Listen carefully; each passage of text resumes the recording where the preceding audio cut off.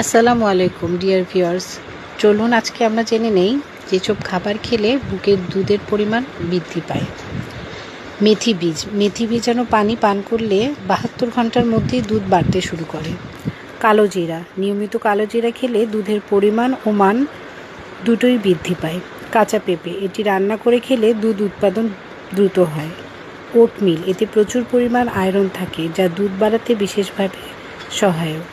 শাকসবজি, লাল শাক, পালং শাক এবং গাজর বুকের দুধের পুষ্টিগুণ বাড়ায়। নিয়ম: প্রতিবার শিশুকে দুধ খাওয়ানোর পর আগে ও পরে 1 গ্লাস পানি পান করুন। নারিকেলের পানি, এতে প্রচুর ইলেকট্রোলাইট থাকে যা দুধ উৎপাদনে কার্যকর। গরম তরল, ঠান্ডা পানির চেয়ে গরম স্যুপ বা ঝোল জাতীয় খাবার দুধ বাড়াতে বেশি সহায়তা করে। ধন্যবাদ সবাইকে।